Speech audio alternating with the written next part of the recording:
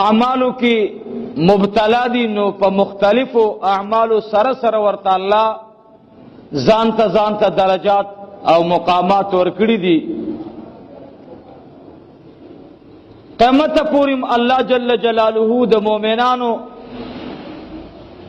د مختلفو ډلو ذکر فرمایي. نو یو هغه ډله ده چې هغه موږ او تاسې په صفت د اولیاءو پیژنو. اولیاء زمانه د جناب رسول الله صلی الله علیه وسلم دام اولیاء الله دی. ولی تعارف دا ده د الله دوست وي. ولی صفت دا ده چې یخرجهم من الظلمات الى النور. انن ستاسو دلان دي د الله د معرفت والا او سو خبر عرض کوم. او نن د دنیا په مخ باندې چې څومره بے ادبی د اولیاء الله کیږي، مونږ او تاسو د الله نه ځان بچ اوساتو چې یا الله دا خو ډیر یو بدرنګ دشمنی ده چې الله مونږ ستاده لوی ډلې د مینه او محبت والا سره مونږ د هغوی ګریوانونو ته لاس ورچو، د هغوی بے ادبی کو. دا خو یو قسم داسې دی چې یو سړی چاته وای ته مې ډېر خوښې، تا سره مې ډېره مینه ده، خو چې ته په چا خوشحالېږې او تا ته کوم خلق ګران دي هغه زما ډېر بدي شي. نو دا د دې عاشق دا خبره د معشوقې سره دروغجنه ده. که د چا سره مینه وي نو د هغې دوستان به هم خوښ وي. نو که د چا د الله سره مینه وي د الله دوستان به خوښي. که د الله د رسول سره د چا مینه وي د الله د رسول دوستان به خوښي. او چې د الله د رسول دوستان او د الله دوستان خوښ شو نو دا سړی به الله جل جلاله په صفت د مؤمن او په صفت د اولی درجه د مؤمن کې الله حساب کی. دی وجنه عزیزانو هر پیغمبر هغه ته الله رب العالمین خپل اولیاء او خپل دوستان ورپه نخ کړی دي. دا ستا دوست دی، دا ستا ملګری دی. او خدای پاک ورته ډېر لوی لوی شان ورکړی دی خلقو ته.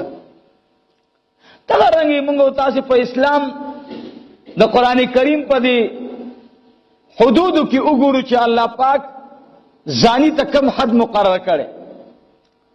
زانی چې زناو کی شادي شده نه وي، یعنی واده یې نه وی کړی، زلمی وي او جینۍ واده والا نه وي، نو که زانی او زانیه دواړه په هغې باندې شرعي ګواهان پیش نو هغې ته بیا 100 کوړې ورکوي قاضي. همدقه ښځه ده، همدقه سړی دی، خو چې زنا ترې وشوه د واده نه بعد نو بیا الله حکم دا دی چې دا سنسار کوي، کاڼو کې ختم یې کوي. ګوره یعنی یو بد صفتو همدقې ښځې کولو نو کوړې ورته الله معینې کړې. همدقه ښځه وه چې بیا د واده په صفت موصوفه شوه او بیا په بد عملی کې شروع وکړه نو الله ورته وایي چې دا په کاڼو کې تېنه سا وباسې ختمه کوي. دا څه وجه ده؟ حدود الله معین کړي. ته ولې داسې بدفعلي کې؟ تا ته خو الله پاک یو نعمت درکړی چې هغه خاوند دی، تا د هغه نافرماني وکړه نو سزا تا ته دا میلو شو. ای ښځې ته به اوس په کاڼو کې سنسارېږي او د کاڼو منځ کې به درنه روح ځي. سړي ته ولې دومره سزا مخکې نه میلاوېدله؟ کوړې وي، کیدای شي بچ شوی وی، مړ شوی نه وی. دا خو ډېر بدرنګ مرګ دی چې په کاڼو کې پټی وي. دا په دې وجه چې دې د یو مؤمنې یو پاک دامنې ښځې د هغې د عزت لحاظ ونه ساتلو، هغې خفه کړه، هغې ودردوله. دته خو په نکاح شرعیه سره مؤمنه صالحه ښځه راغلې وه، نو اوس دې خاوند ته داسې سزا ورکوي. قرآن وایي چې خلق ته عبرت واخلي. نو ته څرنګې مراتب دي که په حدودو کې مرتبه ده. غل نه به لاس دومره پرې کې، خو د غل د غلا وزن به کې چې څومره انداز سره دا لایق د غلا دی. یو سړي مسواک پټ کړی، د هغې نه خو لاس نه کټ کوي قاضي. یو سړی په لار روانو، د زمیندار کاکا لور په پوله پروتو، ایسته را اوچت کو چې زماړه لور دی، لور یې یوړو کور ته، قاضي کو ور باندې حکم کوي لاس خو به نه کټ کوي، د دې لپاره خپل حد دی. سزا به ورکړي. خو که یو سړی 10,000 روپۍ پټي کړي د هغې دپاره بیا قاضي یو حد جاري کوي د ځان نه بیا ورته څرنګه چې دې ستونه اوچتېږي په ګناه کې هغومره ورته الله پاک بیا مرتبه د ایمان راښکته کوي او د سزا ورته اوچتوي. داسې نو عزیزانو د الله د اولیاو مراتب دي. څومره چې دوی د ایمان په دې مدرسه کې تکالیف او مصائب برداشت کړل نو دومره الله ته ورنږدې شو. نو چې کله د دنیا په بازار کې د دنیا خواهشات د خپو لاندې کړل او دنیا ته دنیا اونه ویله او رب ته رب ویل نو الله ورته مرتبه اوچته کړه او دې ځای ته ورسول چې الله ورته وایي خبردار الا خبردار. خداوند متعال فرمائی ان اولیاء اللہ اللہ وی خبردار بے شکا زما اولیاء اللہ چی دی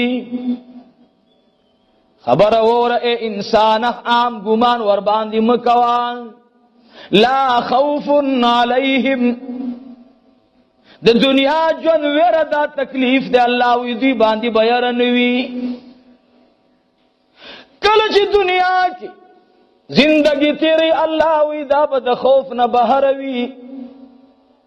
کله چې دی مؤمن ته مرګ راځي دی ولی الله ته نو الله ورته فرشته را لېږي ورته وی اے زما مؤمنا اے زما دوستان ما ترى رواني ما تدرات للمبارك شاه لا ورتوي وقت غمجن کی دور روان دي خطب غمجن کیږي نا وقت تکلیف را روان دي او تکلیف پتا ته نه ملاوي وقت غم را روان دي خطا ته بغم نوي یا الله دا ولی غم ورته نشته انسان خوده اللہ فرمائی غم بم نوی اے فرشتو غکی ورتزیر ورکا لهم البشرا فی الحیات الدنیا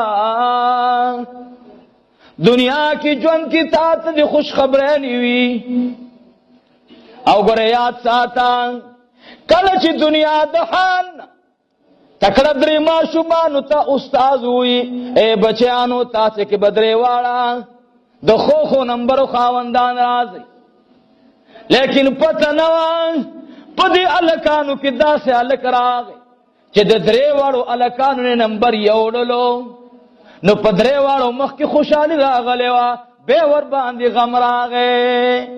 خدای پاک اوس فرمایي چې نه نه نه د اولیاء متعلق به دا کار نه وي لهم البشرا فی الحیات الدنیا وفی الاخره دنیا کې ورته د خوشخبری زیری ورکوي د خوشحالی زیره ورکی آخرت کی مرد پارا خوشحالی دا او رب فرمائی چی گوره زما کلمه او زما فیصله د دنیا د بادشاہانو نه دا چی دا بسبات پر رشوت بانی بدل شي لا تبدیل لکلمات الله رب فرمائی نه بدلیږي دا کلمه دا زما فیصله دا الله وای ټول وای الحمدلله د خداوند متعال اولیاء ته دا ولی دومره مرتبه ملاو شو دا خو مرتبه ده دا زکا چې د دنیا په دروازه کې ورته ورس پورس تکالیف رسی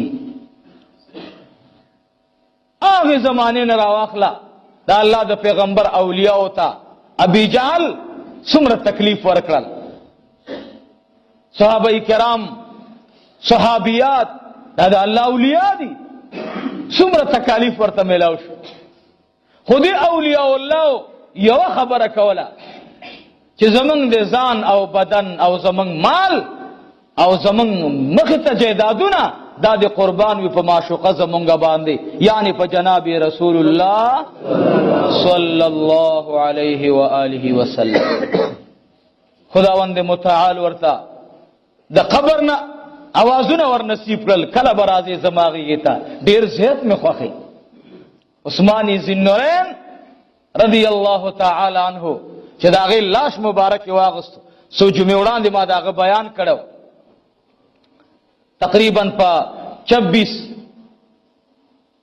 ذل حجه باندې په 18 ذل حجه داغه شهادت شوه ما په 26 ذل حجه داغه شهادت یو روایت دا دی چې دا په 26 ذوالحجه باندې، یو په 18 او بل روایت په 26.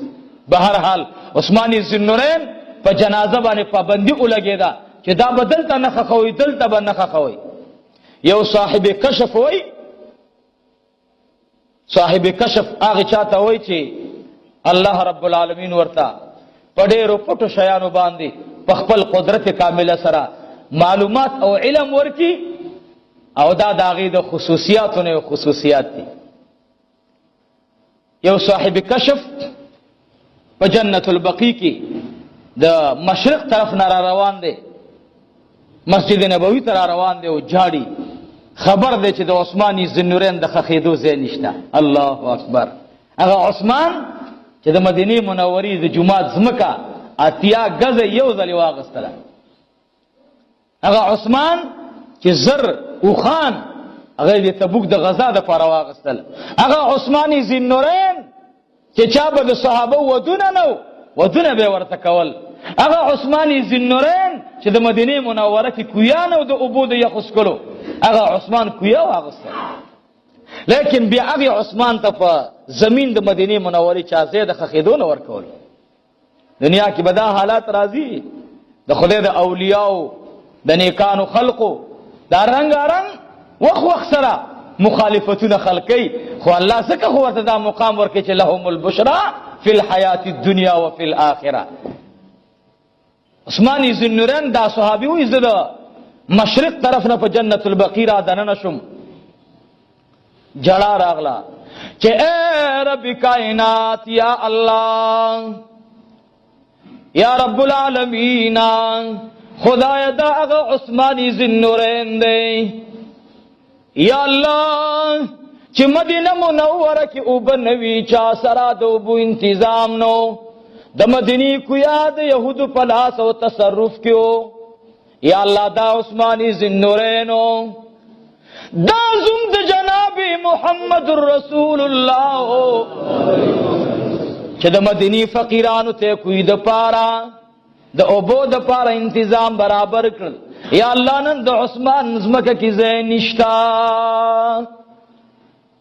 دې فکر سره را روان دی، د جنت البقیع د خور نه اوازونه را اوچتېږي، دې اخوا دې خوا ګوري، یو اواز راغی چې اے عبدالله، اے د خدای بنده، زما غیږه عثمان ابن عفان ته کولو ده، زه ورباندې فخر کومه، زما غیږې ته راوله.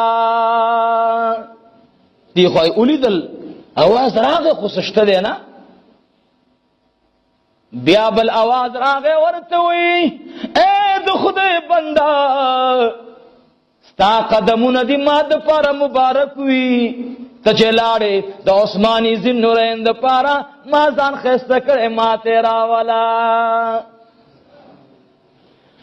چې څو په جنت البقیع په دروازه په کمر باندې لاندې ښکته کېدلو، یو د پاسه سل اوازونه د ځمکې نه اورېدله.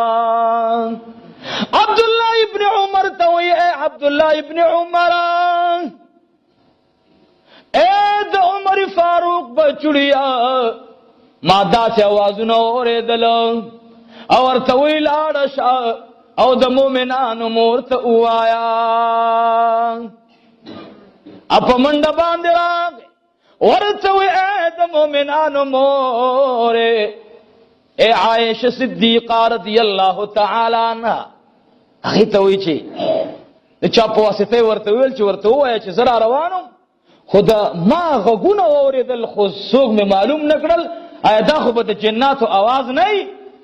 بیا عایشه ورته فرمایي دا د جنت البقیع د ځمکې آواز دی چې د عثمان ذوالنورین دپاره ځان ښایسته کړی دی. ځمکه هم ورته وایي چې راځه. کله چې د پیغمبر غلامۍ ته ورسېدو نو خلقو خو نه پرېښودو، خو د مدینې ځمکې ورته ویلې چې نه بار به نه وباسئ، دا زمونږ د غېږې ګل دی، دا زمونږ د پټکي ګل دی، دا به موږ ته راولې، دا به بل ځای ته نه ځي. عثمان ذوالنورین د شپې په جنت البقیع کې دفن شو. چې کله دفن شو دا صحابي وایي څو ورځې بعد زه د عثمان ذوالنورین قبر ته راغلم، شپه کې مې ورته ژړا کوله، جړل مې ورته چې ما د قبر نه आवाज اورېدو چې اے عبدالله تا دې خدای ښایسته کي چې د عثمان په راتلو دې موږ ته زینت او ښکلا را وبخله. دا د خدای اولیاء چې شي دی ورته ځمکه وایي راځه ستا راتلل دې مبارک شي. چې کله د الله دشمنان شي نو بیا د قارون په شانتې ورته پختۍ ماتئ، بیا وایي ای قارونه په سرزمین باندې مې دستانه بل انسان بد نه راتللو. ولې زه بد راتللم؟ قارون ته وایي ځکه چې ستا دشمني د الله د پیغمبر سره وه، او چې څوک د الله د نبی دشمني نو هغه یاره دا دوستان به څوکي. دوستان هغه خلق دی چې د الله د نبی په طریقه باندې ژوند برابر وي. یو ځلې موسی علیه السلام وایي چې یا الله زما به جنت کې څوک ګاونډي وي؟ رب کعبه ورته وایي چې ستا به پلانکې سړی ګاونډي وي. یو غوښې خرڅونکی والا کس ورته وښود ابه ستا ګاونډي وي. وایي دا به زما څنګه ګاونډي وي؟ هغه غوښه خرڅوي. موسی علیه السلام د مسافر په صفت باندې لاړو، لکه یو مسافر سړی چې یو ځای ته راشي. هغه سره یې ورځ داسې ټیم ته ورسوله چې اخري ورځ ده، شپه ور باندې را روانه ده. موسی علیه السلام ورسره ناست دی، دا کس یې نه پېژني. شپه راله ورته وایي وروره څه کې؟ موسی علیه السلام ورته وایي شپه را باندې راغله او مسافر یم، وایي ما سره نه ځې مېلمه به دې کړم. موسی علیه السلام وایي بس خامخا به ځم، بل ځای نشته. دی ورسره لاړو. چې لاړو موسی علیه السلام دی اوس ګوري چې دا څه عمل دی چې الله وایي دا به ستا ګاونډي وي. چې لاړو کور ته دننه لاړو، په خپل لاس باندې کټوۍ برابر کړه، ارسې برابر کړل او دروازې کولو کړو. موسی علیه السلام ورپسې ورغی، هغې به چمچ راغستله او یو بوډۍ زنانه کمزورې زنانه هغه په کټ کې پرته وه، هغه به په خوله باندې روټۍ ورکوله. چې هغه به نړۍ تېره کړه نو هغه به ویل چې یا الله زما بچی د موسی علیه السلام ګاونډي جوړ کړي یا الله جنت. موسی علیه السلام چې هر څه ولیدل، موسی علیه السلام د وخت نبی او پیغمبر ویل یا الله ته رښتیا ویل. اوږده دعا یې وکړه. دا قصاب ورته وایي چې د الله بنده ته څوک یې تا خو ډېره زه ته ژړا وکړه، او دا یو اواز کې چې یا الله تا رښتیا ویلي دي. ورته وایي ای د الله بنده ما د الله نه سوال وکړو چې یا الله زما به ګاونډي څوک وي. ما ته الله وفرمایل ای زما کلیمه د جنت ګاونډي په پیژندل غواړي. ما ویل یا الله زما به د جنت ګاونډي څوک وي. ما ته وفرمایل اے زما کلیمه پلان کې قصاب بستا ګاونډي وي چې کوم کسان غوښه خرڅوي زر عالم تاپسي. دا راته ووایه چې دا عمل دې کله نه شروع دی. ورته وایي د الله پیغمبران کله چې زما پلار وفاتو، زما مور ځوانه وه، زما مور ته بیماري ولګېدله، دا رب العالمین فیصله دا وه خپې ته الله واغستلي، الله ته لاسونه واغستل. زما د مور د خدمته څه د پاسه 30 کاله برابر شولو. زمور اوچتوم په غېږ کې کټ ته وړمه او بیا د کټ نه بار دې خوا راوړمه. د هغې د ژوند ټول ضروریات زه پوره کوم. خو زما د 30 کالو نه چې مور کله زه فارغ شم تینا نو مور مې دا دعا کوي چې یا الله زما بچې د موسی علیه السلام ګاونډي کا. خو زه یې نه پېژنم چې موسی علیه السلام څوک دی، او ورته وایي هغه موسی علیه السلام زه ما الله ما ته ویلي و چې دا به ستا ګاونډي وي. نو دنیا کې که یو سړی د مور خدمت کوي د الله د ولایت مقام ورته حاصل شو، الله په آخرت کې د پیغمبر ګاونډي وګرځولو. یو سړی چې دنیا کې 24 غنټې زندگی داغه د الله د پیغمبر په مینه کې وي، د مور او پلار په خدمت کې وي، او شپه الله له قیام الليل کې تیری او روزم تیری، سمو خیال دا به د الله پاک په ډېرو مقربو کې ناراضي خامخا به راځي. زمونږ په دې اولیاء الله کې یو مشهور ولی دی خواجه بهاءالدین خواجه نظام الدین اولیاء رحمت الله علیه، لوی ولی تیر شوی دی، هندستان کې مزار دی. نظام الدین اولیاء ډیر لوی صبرناک عالم تیر شوی او ډیر لوی د کمال نه ډک ولی تیر شوی. داغه یو مرید دی خادم خاص. بعض خلق نن سبا داسې دور او زمانه راغله، الله رب العالمین دې رحم وکړي. تیر ورځ مې اخبار لیدلو په سوریا کې د یو لوی پیغمبر قبر په بمونو باندې والوځولی شو. اسې زمانه را روان. ما به یو وخت کې خبره کوله چې وروڼو موږ دا مخالفت نه کوو، موږ هم دا وایو چې ولی د الله دوست دی او د الله دوست چې لاړې د الله د دوست نه د معرفت صادر راوړه. یو چا یو عالم دا نه دی ویلي چې هغه ته خدای وایه. هر سړي ته موږ یو د الله ولی ګڼه، د الله دوست ګڼه، د الله محبوب ګڼه، د الله عاشق ګڼه.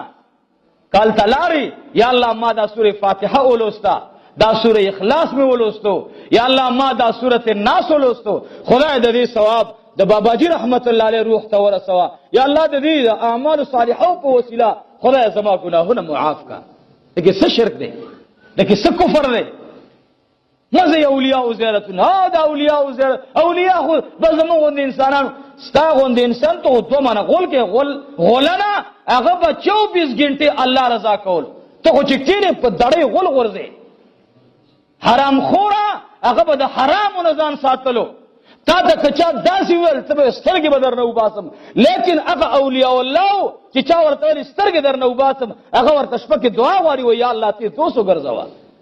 نظام الدین اولیاء مرید او خادم خاص و.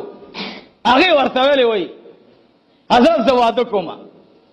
باباجی ورته دعا وکړه چې الله رب العالمین دی دیندار خزه درکې. یو چا ورته درخواست کو خزه په نکاح شو. دا مرید سمو د بعد راغی او د خپل خزه سره میلاو شو. بیبي ته وای چې بیبي پما دا ګمان مکه وجه ډیر نیک سړی پټکې به مې په سړی امسا مې لاس کې دا د ولیانو جامې مې اغوستې خو زه ولی نه یم. دنیا کې داسې خلق شته چې یو ځل الله تعالی سونه برکی لوی لوی مقامونو ته رسېږي. هغې ورته ویل داسې بلا څوکي.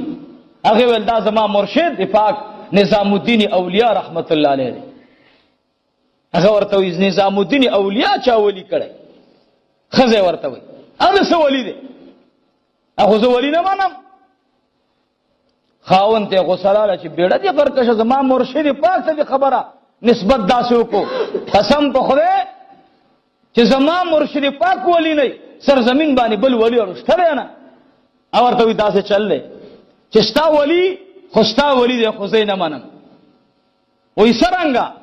وایي ځکه نه منم چې د الله ولی وي که نه نو هغه داسې تیر ډوډۍ نه خوري. دی له خو صاحبه لنګرې باندې دي سارم دیګونه پاخه راځي، ماښام دیګونه پاخه راځي او صاحبه داسې غټ پټ دی چې یو ځکي کمبود نه راځي. او چې د خدای ولی شي که نه نو په هغې باندې مصیبتونه راځي. زما خو دې څومره موده تېره شوه ما په نظام الدین اولیاء کې ته به قدر هم نه ده لیدلی نو ولی په څه شو؟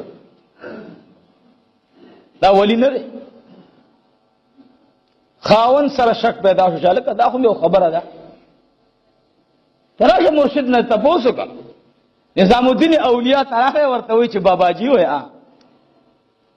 جړلې ورته ولې جاري بچیان وایي زه ښځه طلاق کوم. ورته ولې طلاق یې بچیه؟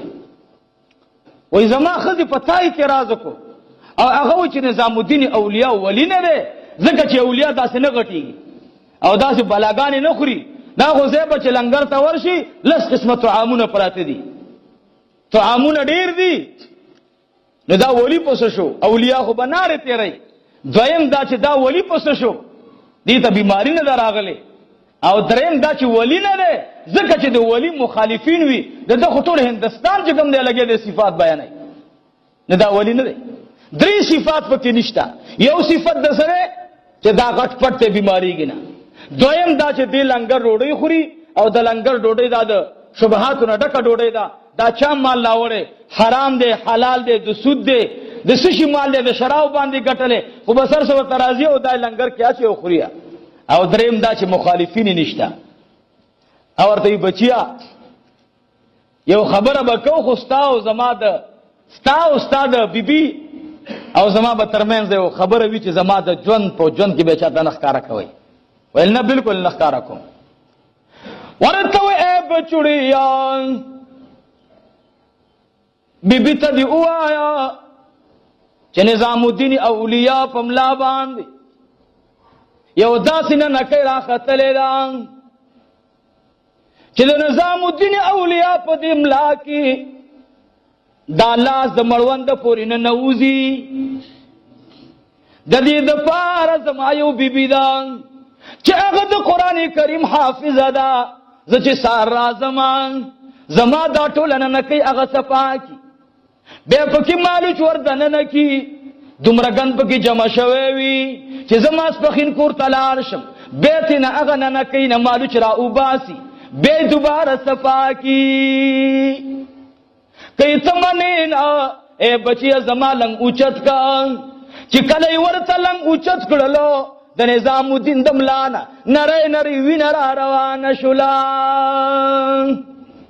ورته وی ای بچوړیا زما داسې بیماری ده چې زه ترې ناروغ یو ګنټه کېناستلی نشم ځکه زما د ملا په تر کې دا ستنې لاندې باندې روانې وي. مرید تنزیله ټک ورکړو چې هو زه هم تلا خبر نه وم. خو ښځې له دې ووایه چې بس دی موږ نه څه غواړې. دویمه خبره دا ده چې ای بچوړیا کله چې د سار اذان کیږي د تهجد نه بعد یو پن خس راوړم خشاک راوړم د غرنا ای بچوړیا هغه خشاک خرصوم پاغه باندې ځان ته طعام اخلم ما اوس پورې د لنګر طعام خوړلې نه ده. زه روژه یم نو چې روژه یم یو روژه ماته مې هغه په دغه خپلو د ګیا په پیسو باندې ماتومه نو بچیه ما د لنګر روټۍ خوړلې نه دا ورته ووایه. ورته وی درېیمه خبره دا ده چې دا په تپوس او په خبره باندې کېږي نه. ښځې ته دې ووایه چې نظام الدین اولیاء تا دا خبره کړې ده چې مخالفین نه لري. زه به په پلان کې لاره ځم ته به م را پسې را روان خو دا به نه وی چې زه پسې روان یم دا اواز به نه کې ګورې. وی ښه ښځې ته ویل راځه دوه خبرې خو برابرې شوې. هغې ویل بالکل دا خو ما د ښځې نه م تپوس کړو هغه م راته ویل چې داسې مسله ده خو مخالفین یې نشتار سړی وی ښه سړی دی. نظام الدین اولیاء په یو کوڅه روان شو چې روان شو هر سړي ویلې ښځو ملا مولوي صاحب روان دی د الله ولی روان دی ډډې ته شئ هلې دعا ترې نه وغواړئ. دا کوڅه چې خلاصه شوله دې ښځې هر څه واورېدل چې مانل چې مخالفین نشته. په بله کوڅه چې روان شو نظام الدین اولیاء ښځه ورپسې روانه ده. هر یو سړی چې راوځي او بې شراب والی دي وګوره که نه غوړه ګیره روان دی لا نن خو ورپسې پردۍ ښځه هم روانه ده. هر سړی به راوتو او په نظام الدین اولیاء باندې به دا چغې والي تر دې چې یوه زنانه سره داسې ګندي وه هغې پې ور وغورځوله ای زناکاره په کومه لار نن روانې.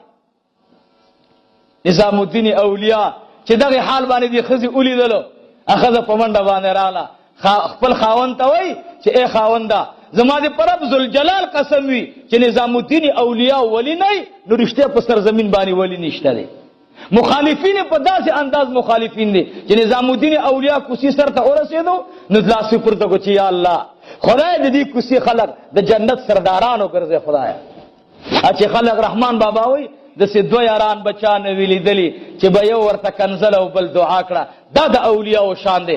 تاسې د اولیاو د کلام باندې لږ سوچ وکئ. د نظام الدین اولیاء د دې خبرې نه د رحمان بابا د دې شعر تطبیق خراوځي چې د خدای اولیاء ځکه اولیاء دي چې خلق ورته زانی وای خلق ورته شرابي وای او هغه سوي اللهم اهدي قومي فانهم لا يعلمون. د جناب رسول الله سنت په ځای کوي خدای ته ورته هدایت وکا دا خو نه پوهیږي کدی ما ته کنزلی وای بدره دی وای خدای ته د جنت په دروازه کې ما سره شریک کا. نظام الدین اولیاء به او فرمایل دي زنانا چې نظام الدین اولیاء په سر باندې ماسو زری ده داسې یو سوره لیدلې چې دا سوره ما د بل انسان په سر نه دی لیدلې خدا به کله کلو هغه وجه دا وه چې نظام الدین اولیاء د شبهاتو د مال د خوړو نه ځان ساتلو. څه دی خیال دی چې لنګر ته مال راځي دا موږ او تاسې به سوچ وکړو.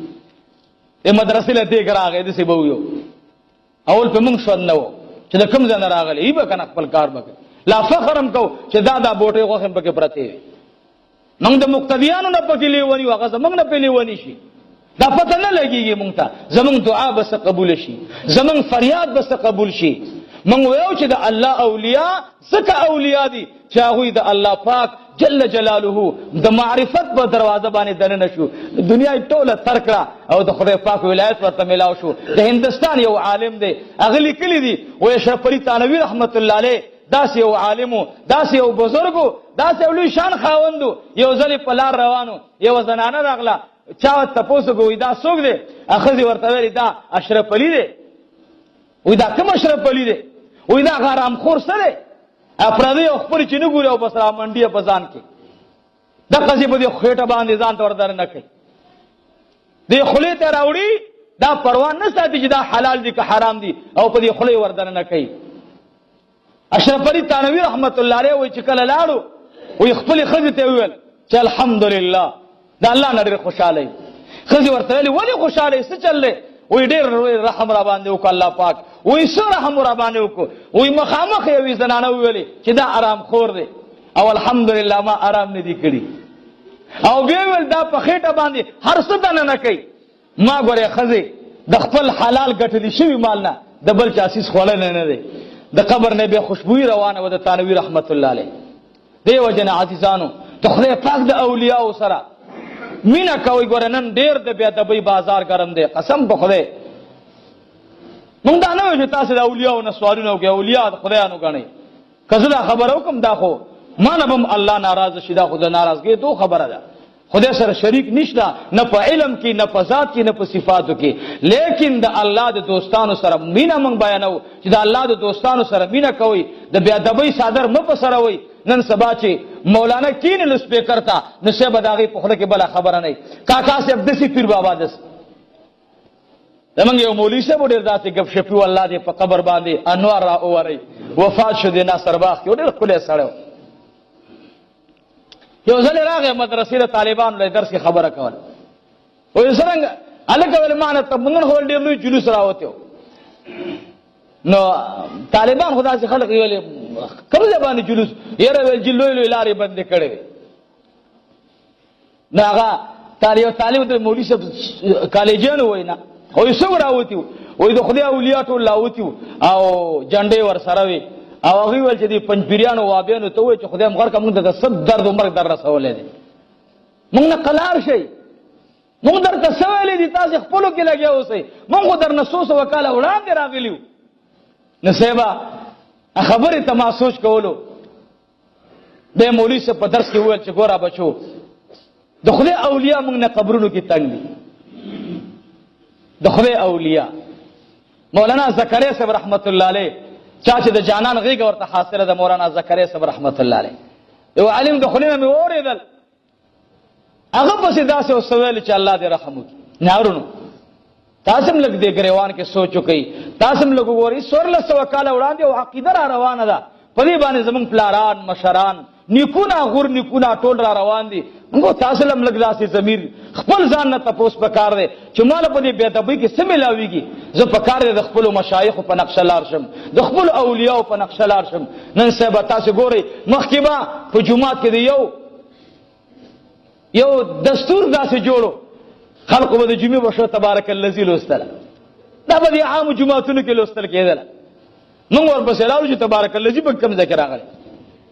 تبارک الذي منې کړه ښځه نه وایي خلک فایدې څه شته. جومات کې تبارک الذي و لس منټه به عالم ولوستله عوامو به واورېدله په قرآن کریم اورېدو باندې په یو حرف باندې لس نیکۍ ملاویږي. قرآن کریم سورت ملک څو آیتونه دي بیا څو کلمات دي څو حرفونه دي چې دا ټول لا جمع شي یو مقتدي او استاد ته څومره اجر او ثواب ملاوي شي. ښځه ویل دا بدعت دی بس نو وایي چې بدعت نه دی وایي لا خبره ختمه شوه. څه فایدې شته؟ تبارک الذي ونه ویلی کېږي. هلکه ویلې ورونو داسې چل دی چې دا په مړي باندې خیراتونه کول دا اولې ورځې دا نشته. منګه مله چې څوک لګي بس نشته نه دی کوي بلا دی ولګي مونږ چا د خیرات سره سکار دی پلار خپل مړ دی بلا جادات ورته پرې خو دې کوي ودیږي کنه دی کوي نه دی کوي دعا د سنتو نه بعد داسې جنازې نه بعد داسې پدې غوګونو باندې مې ووریدل او پدې جبه مې وسره خبرې وکړې یو مولانا راته ویل کتاب راويستلو ما ورته ویل چې تا درس کې دا خبره وکړه چې مړو ته تلاوت په مقبره کې منع دی وای او دا بالکل بدعت دی یعنی قبرستان کې با تلاوت نه کې په قبرستان کې تلاوت دا منع دی دا پدې غوګونو مې ووریدل ته ما ول چې مولانا دا خو حدیث مرته راوړلو امام احمد روایتو چې دغه حدیث کې راځي چې چا خپل مړو ته درې ځلې سورې اخلاص درې ځلې سورې اخلاص یو ځلې فاتحه اولو صلا لکه د چې ورته ټول قران کریم ختم کو او تر سوچ په د باندې سلوي خورزي تیریږي د دې قبر باندې با الله انوار راوري ما ته ول دا حدیث ضعیف دی دا حدیث څه دی ضعیف دی امام احمد رحمت الله علیه وی قوی دی دا وی ضعیف دی ګوري کم دله خبره لاړه نو لږ سوچ وکي د مرګو درد د جدایي سپته لګینا ازمنګا لوی شیخ الحدیث ډاکټر شید علي شاه صاحب رحمه الله نور الله مرقده تاج المحدثین دنیا نه لاړو سترګې پټې کړې قسم دې چې ټول پاکستان په بل طرف باندې واړې والله کده شیخ شید علي شاه په شان دي سړی پیدا شي لاړو علما را روان دي علم داسې خلقو ته پاتې شو د اردو چند خبرې به یاد کړي او صاحب هغه به وای پلان کې بدعتي پلان کې بدعتي پلان کې داسي پلان کې داسي کله په تراو جګړه منګ قسم په خدای په دومره سمکه باندې ځان وجنو خو د مذهب په مسله کې دا د مولانو کار دی دا د مولانو کار دی ګوره منګم دا کار دی منګم در ناروغو دي بيسرولو زبدر نه د خدای په سمکه پراخه ده لوی ازمکه یو ځکه به پراته یو نه سورلس وکاله وړاندې د مذهب مسله را روانه ده په دې غیرت کوي کاکا صاحب رحمت الله علیه د خدای ولی دی ولی بیا د بنوم سره والی پیر بابا رحمت الله علیه د الله ولی دی ولی بیا د بنوم سره والی دا وایا چې کاکا صاحب رحمت الله علیه نه امداد مغواړي ځکه د خدای اولیاء دي هغه خپل محتاج دعات دي خولي خبره ده قبر په بم باندې د رحمان بابا قبر سمو د وړاندې لزولې شو به په اخبار باندې یو شیر راغلو ما په جون خصوب نه دي ازار کړي دا چې ما ازاروي ازار د چا دی اشیر په اخبار باندې راوستو چې رحمان بابا وي ما چا سره ثبت کړي خو زما قبر ته دیم بمونه راول کې دي خدای سه ډېر احتیاط پکار دی مونږ خدایو چې علم ډېر ترقی وکړل کنه دا ټول تاسو وي ترقی وکړل علم ترقی نه کړی علم جنازه روانه ده شیخ شیر علي شاه لاړو مونږ ته علم پاتې شو قسم په خدای سره در باندې فتوا در کوم چې دا د ستا پټه دی ما خام براته دا چې سب سراوړي جب کې بیره تکیدی وم د دن دا مفتین نه دي چې دا مفت کوي او سره مفتینو نه تفوس نه کوي دا لوی د علم غرونه مفتی سیف الله صاحب دا لوی د علم غرونه هغه خلق ته کینې چې د چا په علم کې شل کاله دیرش کاله په دې فقہ کې تیر شوی په احادیثو کې تیر شوی قسم دې د شپږو میاشتو بس مفتی وي ما غرض دانه ده په چا رد نکوم خو خبره دادا چې سبا اخیری وخت د نبی پاک صلی الله علیه وسلم فرمایي چې ز اخیره زمانہ دادا زلزلې بډېری شي د اخیره زمانه د قیامت د علامونه دا چې لوی علما با د خلقونه خپشي زیبتنه څوک په مرګ باندې دي څوک په جون باندې روانيږي نو درخواست مې دادې ورونو چې خپل مذهب باندې ځان ټینګ اوساتئ د چا دی غوړو سړو نمونه پسې مگر زئی د خپل اولیاء الله ادب کوي موږ او تاسو ته الله پاک یو لوی دولت را نصیب کړي چې کلمه د لا اله الا الله محمد رسول الله زمونږ نه وړاندې کتا سی وای ګورې دا یاد ساتئ ورونو هر دور او زمانہ کې خ او بدوی د خو مخالفت بد کوي د ارزه کې او د باز قیامت چرانی زیش نو حضور پاک فرمایي چې خلق به کم شي بدان بډیر شي خبه کم شي بدان بډیر شي دا بدان با بیا د خدا خواله ختمي په دې خبرو سره چې دا پسخه ده دا پسخه ده او ما هغه خبر راغلی الله دې زمونږ استاد په حال باندې ورحمېږي زما غرض دا دیرونو چې خدای پاک د اولیاء الله سره مینا کوي محبت کوي ادب کوي قسم دې زه برو ما چې خبر شم چې ډاکټر صاحب وفات شو زما دې په خدای قسم مال کا زما خپل پلار وفات دی ځکه چې شیخ شیر علي شاه صاحب باندې یوازې اکوړې یتیم نشو یوازې دارالعلوم حقانیه عاجز یتیم نشو د آل دنیا علما ور باندې یتیمان شو. داغه شخصیتو چې په دې مدینه منوره کې یو مسله پیدا شوه. دا درته ځکه وایم مدینه منوره کې یو مسله دی نوې رڼا والا راویستله چې د پیغمبر پاک دا ګمبد لرې کو. تاسې په خوب کې ودی خبر هم نه موږ دا خبره نه ده چې تاسو دا مولوي صاحب دې څه لیوني دي دې خلکو پسې راغله. زموږ څه دښمنان خو نه دي، پټۍ رانه لاندې کړې، پولې رانه لاندې کړې، خپله خوري او خپله خورو. لیکن تدبیر غلط دی، سوچ غلط دی. خلق را جمع شو په دې باندې یو عالمي فکر جوړولو چې دا ګمبد په قبر باندې حرام دی. نبی پاک فرمایي چې په قبر ګمبدونه مو جوړوئ. نو دا خو د نبی علیه السلام په قبر ګمبد جوړې دا به لرې کړو. د وخت علما یې را جمع کړل، د دوی د وخت علما. الله دې د پاکستان د علماو حفاظت فرمایي. دا علما دي ګورئ، او دا علما د دیوبند علما دي، دا نه دي دا ټکرې سړي، دا خو نه دي. دې ته وګورئ دې باندې رومالونه راچولي سیبا بې ادبي دي معافي لکه د هسپتال نرسانې دی به صاحب په دې رومال کې مخکې چې موږ تاسو سره امامتۍ کوي موږ هم ورپسې ولاړو. مړه کېږي مونځ خو کېږي، مونځ بربنډه باندې هم کېږي. زه اوس کمیس وباسم ودرېږم مونځ مې کېږي. لږ سوچ وکړئ دا د پیغمبر سنت دی، دا د فرشتو سنت دی، دا د 1,24,000 انبیاو سنت دی، دا د 1,24,000 پیغمبران. یو نبی دې ماته څوک وښیي چې هغه پټکی نه دی په سر کړی، یو پیغمبر. غرض مې دا نه دی، غرض مې دا دی چې مسله بل طرف ته روانه ده. وایي چې دا ګمبد په ختم کو. دا ډاکټر شیر علي شاه رحمه الله یا الله په قبر انوار را اورې خدایا. دی ورته راغی ویل داسې چللې چې دې شي ته لاس مه وړئ. ګورئ خبره داسې ده چې ته به لوی عالمې او که جناب عایشه صدیقه رضی الله تعالی عنها. حیران شو داسې خو نه شو ویلی چې دوی ویم داسې وایي عبدالله عمر فاروق سره دومره علم نو، ابو بکر صدیق سره دومره علم نو. یو چا ویلی مولانا زکریا صاحب دا غلطي کړې دا ما ویل ګورې غلبیل دی غلبیل سوري به دې وسمارم، زرهاو سوري به در کې پیدا کم، په کروڑها سوري به در کې پیدا کم، بیا به سوري نشي بندولی. زما د مشایخو پورې مه لګېږه، زما د اکابر دیوبند پورې مه لګېږه. اکابر دیوبند ته چې چا لاس را اچولی قسم په خدای اور ته وردانګلي، اور کې ځان سوځولی. زما اکابر دیوبند که نه نن به د هر چا کور مخ ته انګریزان ولاړ وی. دا د اکابر دیوبند برکت دی، دا د شیخ الهند برکت دی، دا د مولانا عبدالحق برکت دی، دا د مولانا فضل الرحمن برکت دی چې نن دنیا ته صفر طاقت ته داسې ولاړ دي. دا علماء دیوبند ولاړ دي. دا مولانا شیخ شیر علي شاه صاحب ورته وویل چې تاسو نه تپوس کوم عائشه رضی الله عنها دا لوی عالمه و که ته لوی عالمې. عبدالله ابن عمر لوی مفتی و که ته لوی مفتی، عبدالله ابن عباس لوی مفتی و که ته لوی مفتی، عبدالله ابن مسعود لوی مفتی و که ته لوی مفتی. ما ته ووایه 1,10,000 صحابه موجود دي چې جناب رسول الله دنیا نه تشریف آوري وکړله. 1,10,000 صحابه ارازي او د عائشه په کوټه باندې چت پروت دی. هغه چت صحابه نه رنګي، دا نه وای چې دا د پیغمبر د پاسه چت دا بڑنکو. نو که هغه چت نه رنګيږي صحابه ورته صحیح وای. ګمبد یو شکل داغه چت دی، په هغه چت باندې ګمبد جوړ دی. ته په کوم دلیل باندې ګمبد لري کې د پیغمبر پاک علیه الصلاۃ والسلام. نو صاحب خبره بل طرف ته روانه ده.